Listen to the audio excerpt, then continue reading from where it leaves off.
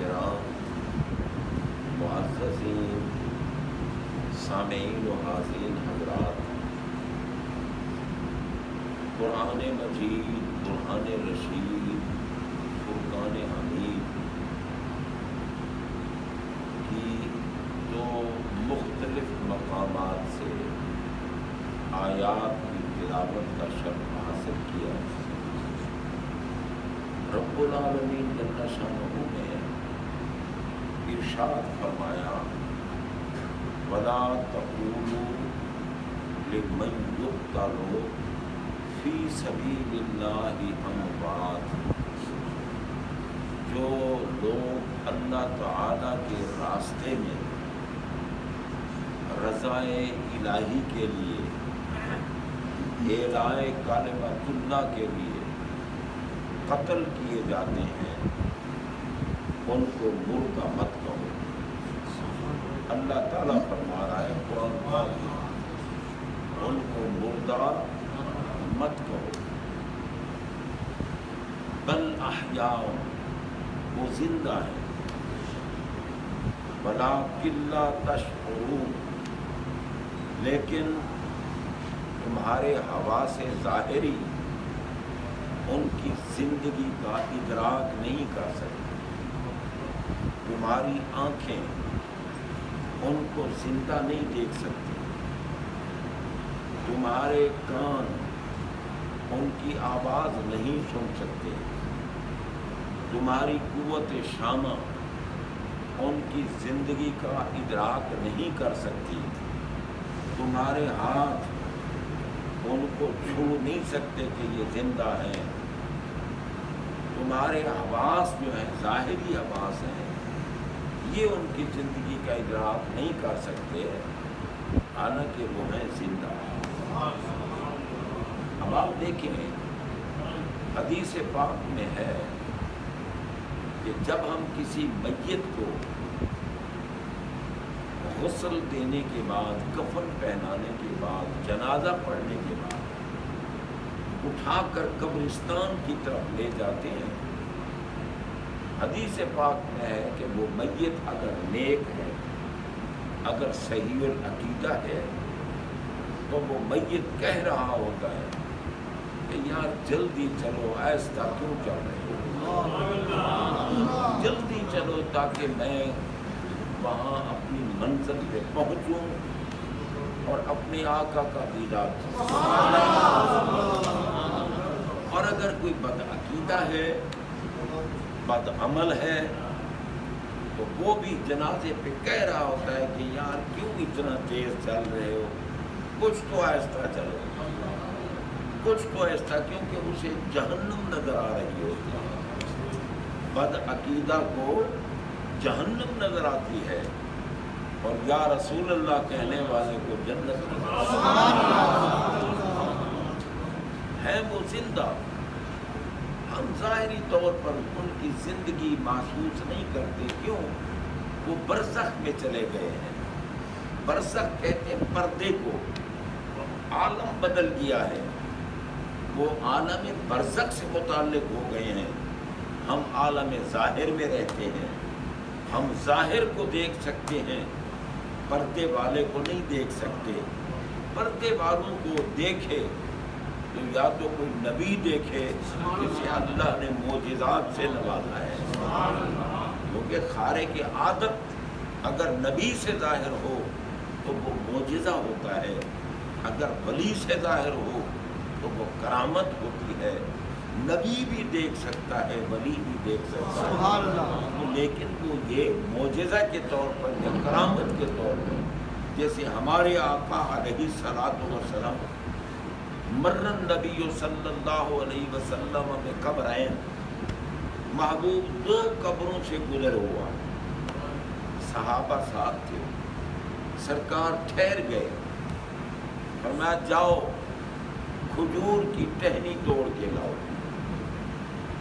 صحابہ کھجور کی ٹہنی توڑ کے لائے، سرکار نے اس ٹہنی کو نصف نصف کیا، آدھا آدھا کیا، آدھی ایک قبر پہ رکھی، آدھی دوسری قبر پہ رکھی، اب صحابہ کرام رضوانُاللہ تعالیٰ علیہم اجمعین حیران تھے کہ ان قبروں پر محبوب یہ کھجور کی ٹہنی کیوں رکھ رہے ہیں. ان نے پوچھا، آپ نے فرمایا ان قبر والوں کو عذاب ہو رہا ہے، اور یہ جو میں نے کھجور کی ٹہنی ان کی قبروں پہ رکھی ہے، یہ کھجور کی ٹہنی جب تک خشک نہیں ہو جائے گی اس وقت تک یہ اللہ کا ذکر کرے گی، اور اللہ کے ذکر سے ان قبر والوں کا عذاب کم ہوتا جائے گا، کم ہوتا جائے گا، کم ہوتا جائے گا. تو جناب بندہ ان نے کہا یہ عذاب کم ہوتا جائے گا. سرکار نے اب حالانکہ آپ یہ دیکھیں کہ جس قبر پر خود سرکار آ جائیں تو کیا اس سے عذاب ختم نہیں ہو سکتا؟ بے شک. یہ تعلیم امت کے لیے تھا کہ کوئی کہے کہ مرنے کے بعد کوئی کسی کو فائدہ نہیں پہنچا سکتا، وہ غلط کہتا ہے، وہ جھوٹ کہتا ہے. کھجور کی ٹہنی کی تسبیح اگر ان کے عذاب کو ختم کر سکتی ہے تو صحیح العقیدہ بندہ کس طرح ان کے وہ اگر کوئی کلام پڑھ کے ان کی روح کو اصال ثواب کرے تو اس کے عمل سے قبر والوں کو فائدہ کیوں نہیں ہو سکتا؟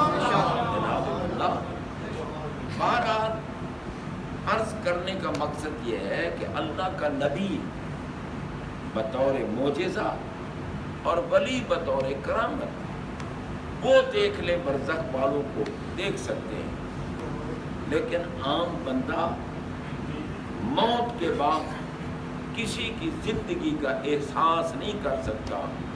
ہمارا شعور ان کی زندگی کا ادراک نہیں کر سکتا، حالانکہ ہوتے وہ زندہ ہیں. اللہ کا حکم ہے، کہو بھی نہ. اس آیت میں یہ ہے کہ جو اللہ کے راستے میں قتل کیے جاتے ہیں ان کو مردہ مت کہو. اور دوسری آیت جو تلاوت کی اس میں یہ ہے کہ ممکن ہے کوئی کہے کہ اللہ تعالیٰ نے کہنے پر پابندی لگا دی ہے تو یہ مردہ. تو رب نے فرمایا وَلَا تَحْسَبَنَّ الَّذِينَ قُتِلُوا فِي سَبِيلِ اللَّهِ أَمْوَاتًا، جو اللہ کے راستے میں قتل کیے جاتے ہیں ان کو مردہ گمان بھی نہ کرو. ان کو مردہ گمان بھی نہ کرو، وہ تو ایسے زندہ ہیں. بل احیاء عند ربہم یرزقون، وہ زندہ ہیں اور اللہ کی بارگاہ میں ان کو رزق بھی دیا جاتا ہے. زندہ ہیں اور رزق بھی دیا جاتا ہے. تمام شہید، کیونکہ شہادت ایک بڑی عظمت والا منصب ہے، ایک عظمت والی نعمت ہے، سعادت ہے. کیونکہ شہید جس وقت شہادت حاصل کر رہا ہوتا ہے، شہید ہونے سے پہلے اس کو اللہ جنت دکھا دیتا ہے. سبحان اللہ. جنت کو دیکھ رہا ہوتا ہے، اور جب شہید ہو جاتا ہے تو اللہ تعالیٰ اس کے گناہوں کو اس طرح معاف فرما دیتا ہے جیسے وہ اپنی ماں کے شکم سے اب پیدا ہوا. سبحان اللہ. اور پھر دیکھو نا، شہید اللہ کے راستے میں جو شہید میدان کارزار میں جو شہید ہوتا ہے یہ شہادت حقیقی ہے، ورنہ شہادت حکمی بھی ہوتی ہے. تو جناب بندہ، شہید جو حقیقی شہید ہے اس کو غسل دینے کی ضرورت نہیں، اس کو کفن پہنانے کی ضرورت نہیں. اس کا جنازہ پڑھو اور انہی خون آلودہ جسم اور کپڑوں کے ساتھ اس کو دفن کرو. کیوں؟ کہ فرمایا غسل کیوں دیا جاتا ہے میت کو؟ موت میں ایک تلخی ہے، تنگی ہے. جب موت آتی ہے ممکن ہے کہ موت کے وقت بندے کے جسم سے کوئی ناپاکی خارج ہو گئی ہو، کپڑے ناپاک ہو گئے، جسم ناپاک ہو گیا، تو فرمایا اس کو غسل دو، اس کو غسل دو، صاف کفن پہناؤ، کیونکہ اس کو پاک کر کے بھیجو پاک کی بارگاہ میں جا رہا ہے، محبوب کا دیدار کرنے جا رہا ہے، اسے پاک بنا کے بھیجو۔ اور فرمایا تمہارا پانی اتنی طہارت نہیں دیتا، اتنی پاکیزگی نہیں دیتا جتنا شہید کا خون پاک کرتا ہے۔ اس لیے شہید جب شہید ہوتا ہے تو وہ تو ظاہراً بھی پاک ہے اور باطناً بھی پاک۔ شہید کا خون ناپاک نہیں ہوتا، شہید کا خون وضو نہیں توڑتا۔ اسی لیے حضرت سیدنا امام حسین علی مقام علیہ السلام بوقت شہادت آپ اذان کی آواز سنی اور آپ نے نماز پڑھنی شروع کر دی، کیونکہ باوضو تھے، خون نکلا جسم سے، زخمی ہوئے، مگر وہ شہادت کا خون ہے جو بندے کو ناپاک نہیں کرتا، وضو نہیں ٹوٹتا۔ اسی حالت میں آپ نے سجدہ کیا اور شمر نے کہا کہ اگر تم امام حسین کو شہید کرنا چاہتے ہو، قتل کرنا چاہتے ہو تو اب کر سکتے ہو، یہ سجدے میں ہے۔ اگر سجدے سے سر اٹھایا تو یہ علی کا بیٹا ہے، پھر کسی سے قابو نہیں آئے گا۔ تو ان بزدلوں نے، ان کافروں نے، ان ملعونوں نے، ان خبیثوں نے سجدے میں امام حسین علی مقام کا سر انور جسم اطہر سے جدا کیا، اور جناب بندہ امام حسین پاک نے بتا دیا کہ دیکھو اگر مجھے چاہنے والے ہو، اگر میرے دامن سے وابستہ ہو، اگر میرے محب ہو تو میں تو آخر وقت بھی سجدہ کر رہا ہوں۔ اگر تم نے نمازیں نہ پڑھی تو پھر تم میرے کیسے ہو سکتے ہو؟ جناب سارا دن کوٹتے پیٹتے رہو، جسم چھلنی کرو، کپڑوں کو پلید کرو اپنے خون نکال کر، یہ سب کچھ کرتے رہو، لیکن تم میرے نہیں بن سکتے۔ میرا وہی بنے گا جس دین کے لیے میں قربانی دے رہا ہوں، اس دین کی جو حفاظت کرے گا وہ میرا بنے گا۔ سبحان اللہ۔ بندہ امام حسین علی مقام علیہ السلام نے آخر وقت میں بھی سجدہ کیا، اور اسی لیے کسی نے کہا کہ شمر کا خنجر گلوئے خشک پر چلتا رہا، شمع حق روشن رہی، حق کا دیا جلتا رہا، چشمے گریاں مزرعے دی میں گہر بوتی رہی، کٹ گیا سر پر نماز حق ادا ہوتی رہی۔ امام حسین علی مقام علیہ السلام، یہ اللہ تعالیٰ نے ان کو اس عظمت سے نوازا کہ شہید زندہ ہوتا ہے، اور شہید وہی ہوتا ہے جو اللہ کے راستے میں جائے۔ اب چونکہ آپ دیکھیں نا دور پر فتن ہے، ایسے خبیث بھی نکل آئے ہیں جو کہتے ہیں جناب حضرت یزید رحمت اللہ علیہ، اگر اتنے ظالم اور اتنے خبیث کہ جس ہستی کو میرے آقا فرمائیں کہ جنت کے جوانوں کے سردار ہیں۔ دیکھو بھائی، ہم نے اللہ کی ذات کی توحید ماننے والے ہیں یا نہیں؟ اللہ کو ایک ہم مانتے ہیں، احد مانتے ہیں، یکتا مانتے ہیں، اس کا کوئی شریک بھی ہم نہیں مانتے۔ یہ کس لیے؟ کہ ہمیں ہمارے آقا نے بتایا۔ بے شک ہم نے تو رب کو نہیں دیکھا، ہم نے تو اللہ کو نہیں دیکھا، محبوب نے فرما دیا ہم مانتے ہیں اور ہم گواہیاں دیتے ہیں، اشہد ان لا الہ الا اللہ، میں گواہی دیتا ہوں کہ اللہ کے سوا کوئی عبادت کے لائق نہیں۔ دیکھا ہے اللہ کو ہمارے آقا کی نگاہ پاک نے، لیکن آقا نے جو کچھ کہہ دیا، رب نے قرآن میں بتایا کہ میرے محبوب کا بولنا بھی میرا بولنا۔ محبوب وما ینطق عن الہوی ان ہوا الا وحی یوحی، محبوب جو کچھ بولتے ہیں یہ مصطفیٰ کا بولنا نہیں ہوتا، خدا کا بولنا ہے۔ قرآن کہہ رہا ہے، قرآن حدیث ہوتی تو ملا کہتا یہ ضعیف حدیث ہے، اس کا فلاں حکم ہے، اور قرآن کے لیے تو کچھ نہیں کہہ سکتے نا۔ قرآن میں ہمارے آقا کی عظمت کو اللہ نے بیان کرتے ہوئے ان کی ہر حرکت کو اپنی حرکت قرار دیا۔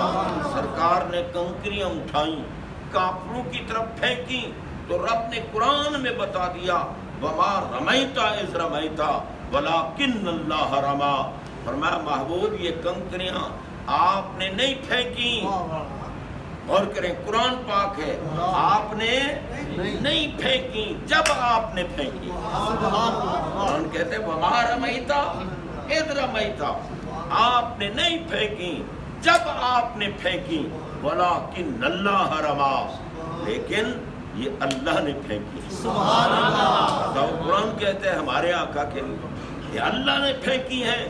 और जब सहाबा किराम रिज़वानुल्लाह अलैहिम अजमईन जो भौंकते हैं सहाबा के खिलाफ, अल्लाह की कसम वो तो दुनिया के सबसे बड़े पागल लोग हैं। हमारे आका की सोहबत में बैठने वाले रब ने गंदे लोग पसंद नहीं किए, अच्छे लोग पसंद किए। और एक लम्हा अगर कोई महबूब की सोहबत में बैठ जाए, एक लम्हा, तो वो कुल गौसों से अफजल हो जाता है, कुल गौसों से अफजल। और रब कहता है बकुल्लम वादल्लाहुल हुस्ना, महबूब आपके करीब बैठने वाले जितने भी हैं मैंने उनके लिए आखिरत में जन्नत का वादा कर रखा, जन्नत का वादा कर दिया है। तो जनाबे बंदा आज दौर ऐसा गंदा दौर चल रहा है, जिसकी मर्जी आती है जिसके खिलाफ बकवास करना चाहे करे। भाई सिद्दीक अकबर के खिलाफ बकवास करते हुए उनके इस्लाम का इनकार, उनको माज़अल्लाह काफिर कह रहे हैं पागल किस्म के लोग। हजरत सिद्दीक अकबर तो वो हैं जिनको मौत के बाद भी हमारे आका ने अपना हबीब फरमाया। बंदे का एतबार मौत के बाद होता है ना, जब मौत के बाद उनका जनाजा सरकार की बारगाह में लाया गया और अर्ज किया गया कि अबू बकर अलल बाब, आका अबू बकर आपके दरवाजे पे आज हाजिर हैं। फ़क़दिन फ़तहल बाबो, दरवाजा खुद ब खुद खुल गया। दरवाजा, आप ये देखें, मैं तारीफ किन की कर रहा हूँ? अल्लाह के बंदों की, महबूबों की तारीफ कर रहा हूँ जी। तो फिर जो घुटनों में सर डाल के बैठ जाए, तो मुझे तो वो बंदा अच्छा नहीं लगता।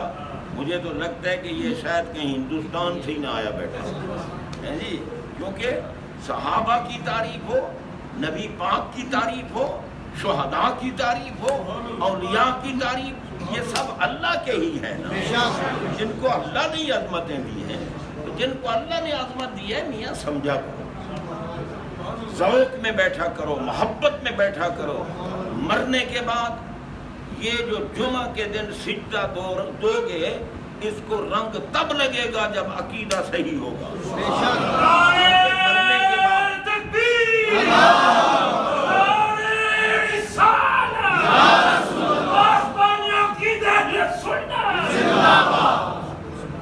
तो जनाब गौर कीजिए, रब्बुल आलमीन जल्ला शानुहु की ज़ात पाक ने जिनको अज़मत से नवाजा है। सिद्दीक़ अकबर जब आखिर में उनका जनाजा लाया गया ना सरकार के पास, आवाज आई औसिलुल हबीब इलल हबीब, अदखिलुल हबीब इलल हबीब, हबीब को हबीब के पास लाओ, हबीब को हबीब के पास। हमारे आका उनके हबीब हैं, वो आका के हबीब। हबीब सिफत मुशब्बा है। हबीब उसको कहते हैं जिससे मोहब्बत कभी जुदा ना हो। सिद्दीक़ अकबर को तो आखिर वक्त में भी मेरे आका ने हबीब कहा। अब अगर कोई उनके खिलाफ बकवास करे, वो अपनी दुनिया और आखिरत गंदी कर रहा है। सिद्दीक़ अकबर को थे भी सिद्दीक, हैं भी सिद्दीक, रहेंगे भी। अल्लाह ताला करम फरमाए। बहरहाल आज अभी नमाज जुमा के बाद हम माहाना महफिल का इनेकाद 11वीं शरीफ का कर रहे हैं। मुख्तसर महफिल होगी, जो लोग फारिग हैं वो तशरीफ़ रखें, बाकी बातें कुछ उसमें भी हो जाएंगी। अल्लाह कबूल फरमाए।